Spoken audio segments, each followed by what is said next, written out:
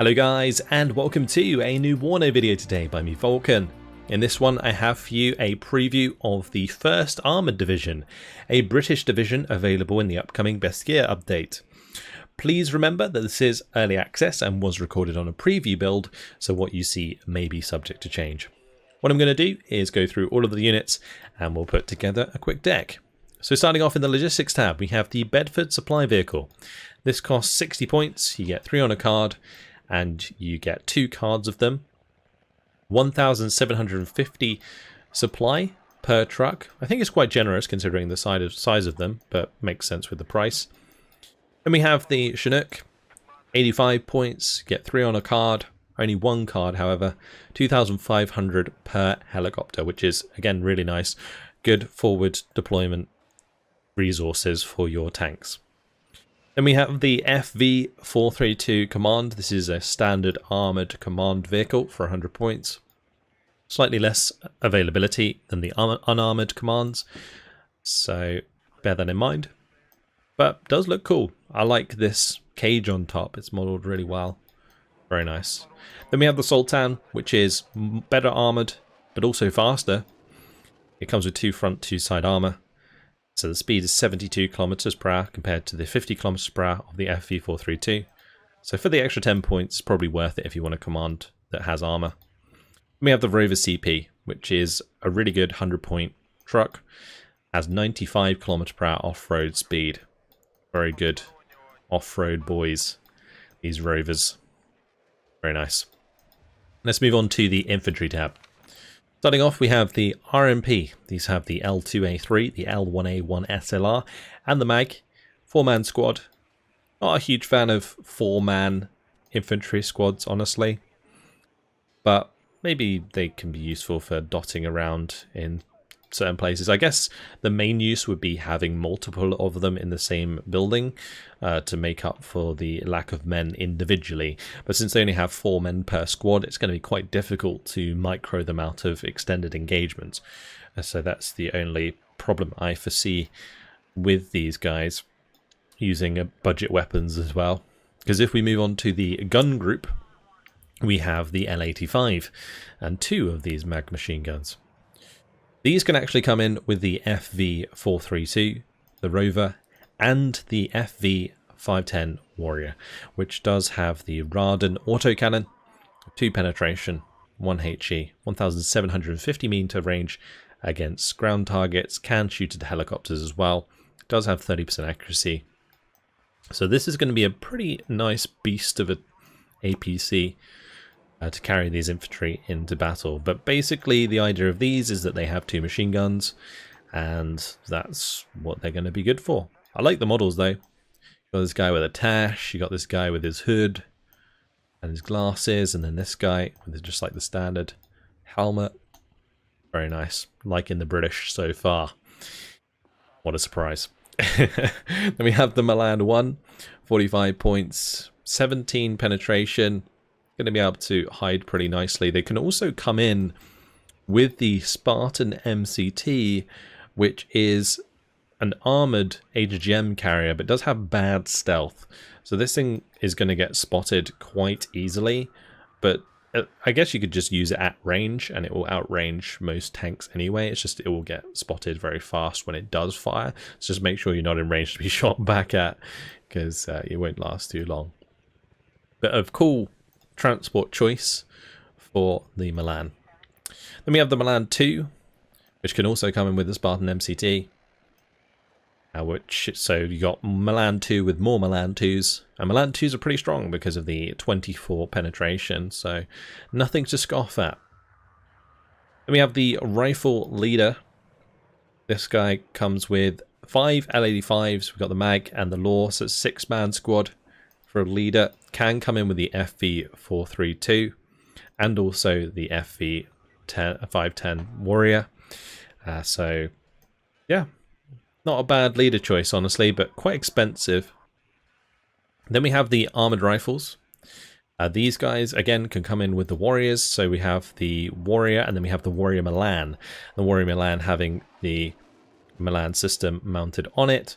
Not the Milan 2, just the standard Milan. with that 17 penetration. Gives it a bit of a better ranged engagement, particularly against other APCs. So things like BMPs will be good to engage with this. It won't really deal with tanks very well. It just won't do any damage.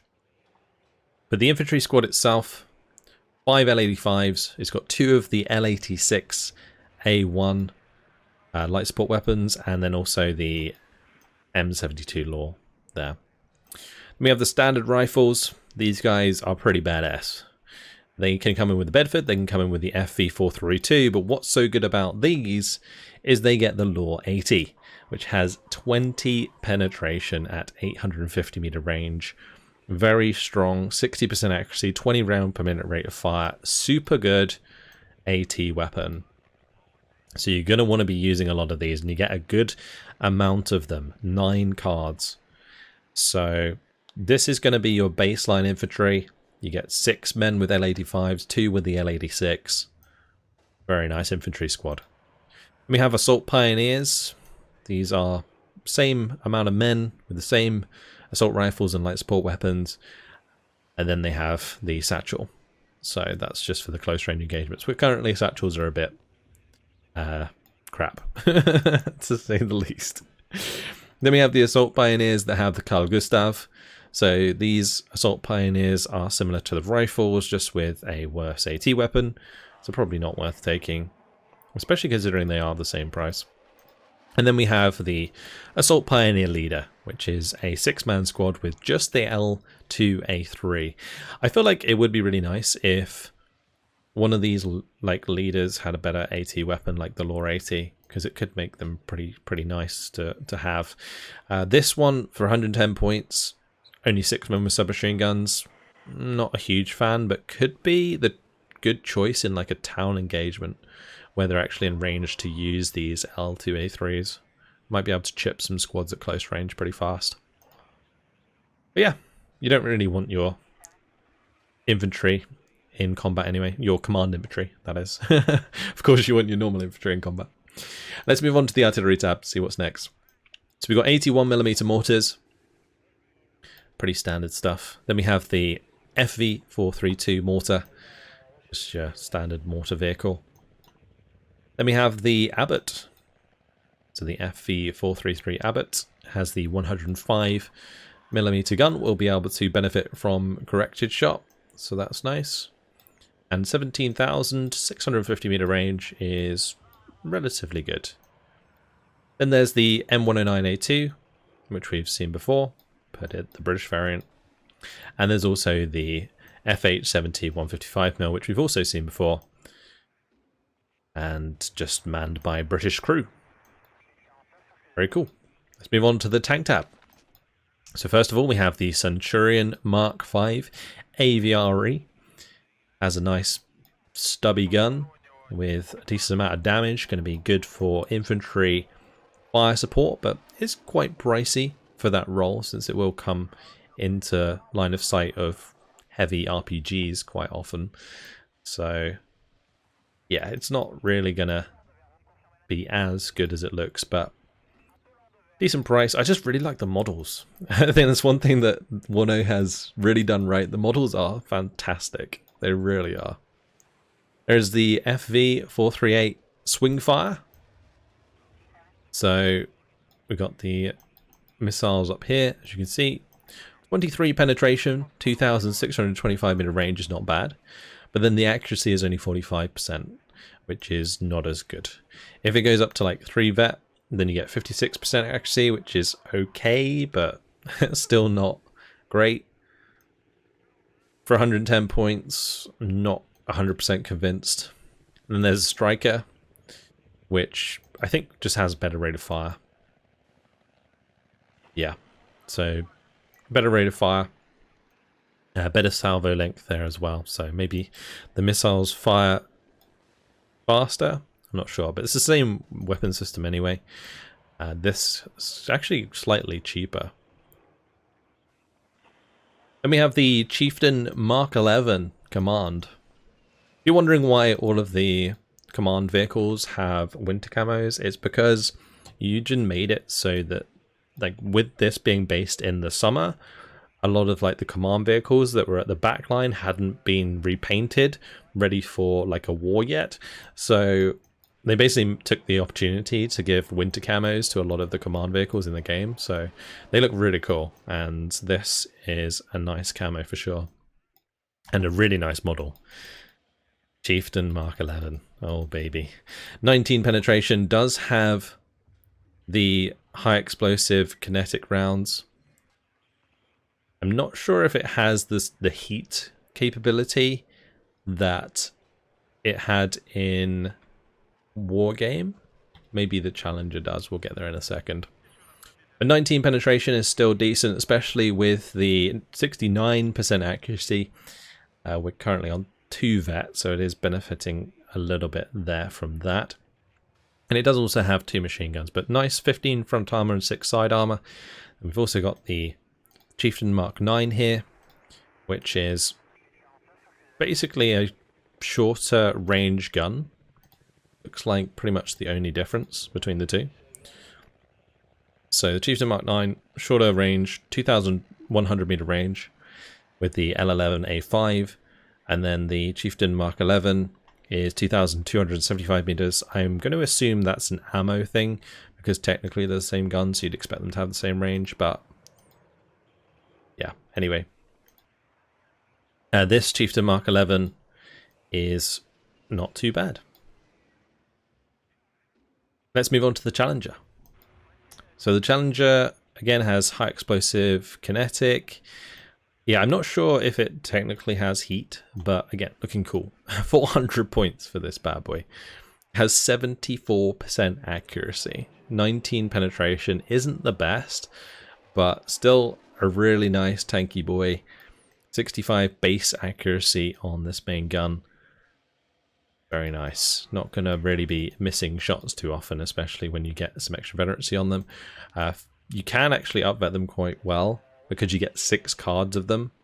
So if I were to just throw them in now, you could have a bunch of 2 vet challenges. It's like a solid 12 of them, which would last you for the majority of the game. Let's move on to the Recon tab. First of all, we have the Ferret Mark II. This little thing has L37 machine gun on it. Small little recon vehicle. Definitely good for harassing at range, but it is going to push itself into AT range in order to fire that machine gun. But if a unit's already stunned, then it'd be good fire support, I suppose.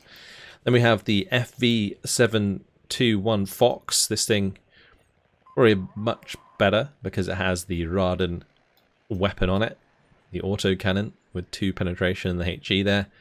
Apparently this thing's quite good, so definitely a unit to watch out for. Nice speedy Fox there. It has the 99 km/h off-road speed, so it's almost as fast off-road as it is on-road. Same with the Ferret. Then there's the Scorpion. This is the standard Scorpion with the 76mm main gun. It has the 40% accuracy. We have seen Scorpions already, and there's also the Scimitar with the Radan. This thing, again, using that same autocannon. 72 km/h off-road speed with the 79 km/h on-road speed with the 2 front and 2 side armor. We have the Sas Patrol. Guys with their balaclavas on. MP5 SDs are their weapons of choice with the M72. Nice lightweight AT for them, but not very good in game. 13 penetration there. It's going to help them deal with light vehicles, but going to struggle against anything heavier. Can be brought in with the Gazelle. So that's actually a quite nice helicopter for these to come in. Very agile and not too big. Then we have the Green Archer. Again, similar to the one we've already had in the game, but decent ground vehicle for spotting enemy troops at range. Then we've got the Gazelle Recon, sorry. Going to be useful for just spotting things at range from above the tree lines that you're going to hover it over. It's good to have a recon helicopter. Then we got the Scouts. And the Scouts, they have L85s L86 and the M72, so just your standard sort of recon squad with a Spartan if you want it. The Spartan does also have recon if you choose to bring it in with it, and they can also be brought in with the Linx H1 Mark 1. A little bit slower than like the Gazelle though. And we have the Scouts with the Lore 80. Now this is a bit different. This is going to be very good. I think these are going to be super strong because at the start of the game you can bring them in with the Rovers. They're going to zoom down the roads, get into really nasty positions early on and be able to hit hard with that Lore 80. So you're going to want to watch out for these when you're up against the Brits, that's for sure. Moving on to the AA, we have the Javelin squads. So the big old Javelin there, 45% accuracy, 2,475 meter range. Pretty standard range. Accuracy is subpar, and also they only have 4 damage. So it's going to take a few of these to actually hit something, but probably still worth having to dot around. Then we have the Javelin Lml, which just reloads a hell of a lot faster. Has the 12 round per minute rate of fire, compared to the 6 round per minute rate of fire of the standard Javelin. And yeah, just simple air defense that can fire a bit faster. Then we have the tracked Rapier. This is your radar AA. Actually, it doesn't have the radar trait there, so I don't know if it can actually be targeted by seed. But it is fire and forget, which is nice. It's got 65% accuracy, which is pretty darn good. 3,000 meter range versus helicopters. Pretty short range against aircraft, only 2,825, but things that fly over the top of this, likely to get shot down. And for the helicopter tab, we have the Gazelle AH1 with the rockets, the 68mm rockets. Only get 12 rockets, so not the best helicopter, but it is only 20 points, so in a pinch, could be useful.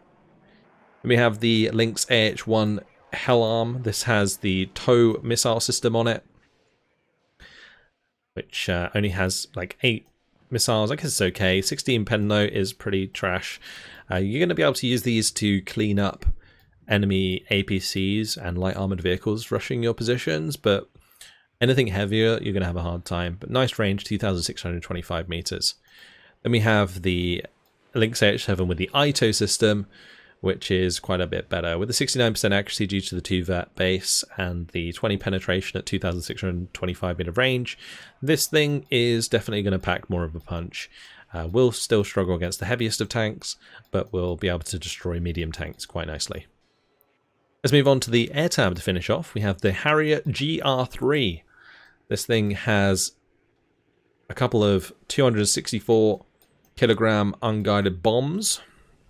It also has 2 of the AIM-9L air-to-air missiles, 20% ECM, and very good agility for the 150 points.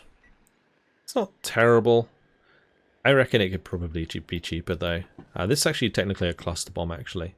So actually saying that, yeah, maybe it's okay. Although 2 of these won't kill a tank, or at least a heavy tank very often. It's got like 3 top armor. And it's going to be taking like 5 damage. Maybe it'll get the kill. Then we get the Jaguar Gr1a. Actually, sorry, I missed the Harrier Gr3 with the HE bombs. This is 155 points with 4 513 kilogram bombs. This could actually do a decent chunk of damage against enemy ground forces. 20% ECM. I think the main thing that lets the Harriers down is their slow speed. They're like 687 kilometers per hour. Like super slow in this game compared to like some of the faster aircraft. Like the Tornado here is pretty much double. So this thing is pretty slow. But it does mean that it's going to be quite accurate when it's bombing stuff. At least you're just going to have to make sure that there's no enemy AA before you do. Anyway, moving on to the Jaguar Gr1a, we have 30% ECM aircraft with the 70mm rocket pods. It does also have 2 infrared AIM-9Ls, so maybe not a bad choice for dealing with enemy helicopters, because at 30% ECM does have a double 30mm Gatling cannon, and also the air-to-air missiles. I think also the Harriers could be pretty good for shooting down enemy aircraft because they're slow, so they get way more time on target. There is also the Harrier with the HE bombs, so same payload as the Harrier, but with the extra speed and the ECM, this thing's going to be actually pretty good, but it costs a lot more. Like a lot more. 260 points is quite expensive for a bomber like this. Then we have the Tornado F3. This is your primary air-to-air. 260 points, 60% accurate aim 9L, and the Skyflash long-range Mct radar missiles. 30% ECM, 1,238 km/h speed. You gotta love a Tornado. They do look nice. And then we have the Seed Tornado with the Alarm anti-radar missile. We've got the Tornado Gr1 with the 6 513 kilogram bombs, so a bit of a bigger payload than some of the other bombers, but 310 points. And then there's the Cluster variant, which comes with 8 cluster bombs. So this thing is definitely going to kill anything it bombs, but it might be over the target for quite a while, dropping all of those bombs. So I'd be careful when you use this, because 325 points is a very expensive investment into an aircraft like this. And that's your lot. That is all of the units introduced in the 1st Armoured Division. So let's quickly put together a deck. In the Logistics tab, we're going to go ahead and throw in the Chinook and the Bedford supply vehicles.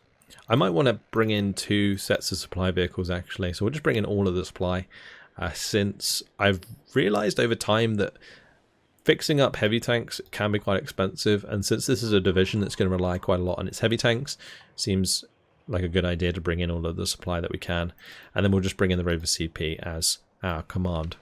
In the infantry tab, we are very light on infantry tab slots, but I do still want to bring in the Milan 2 with the Spartan Mct to get more Milan 2s there.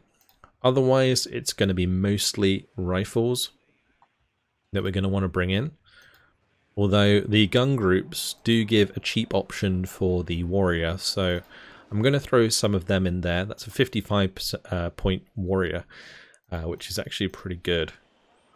And then the rest can come in like our standard rifles. Definitely going to want plenty of these. The Law 80 is what you want, so you don't really mind veterancy too much since the base veterancy is already 60%. Otherwise, we will do some armored rifles, I think, with the warrior. Don't know if I want them both with the main warrior. I think we'll do potentially another gun group actually, just because the APC is actually really nice. I think we're going to fill this tab. We'll do another Bedford. We'll add that back in. And then we'll do 2 gun group. I like to keep them together, so we'll do something like this. Okay, so plenty of warriors if we need them to back up the rifles that will come in on their own. For the artillery tab, I want to try out the Abbots. We haven't seen them in the game yet, so I'm going to chuck them in. And that will be my artillery tab. Then we have the tank tab. Definitely going to want to bring in plenty of challengers. I will try out the Centurions as well. I'm tempted to use these HGM vehicles just to see how they perform. So what we'll do, since I didn't add any leaders here, I'm probably going to want leaders in this tab. So I'll take the Chieftain Mark 11s. We'll take some Centurions. We're going to bring some challengers. I'm going to keep them at low vet.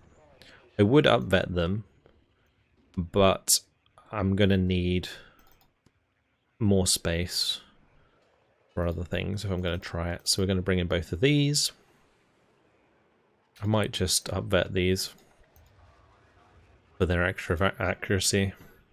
We'll do 2 vet, so at least we have some of them. And then we'll want Chieftain Mark 11s.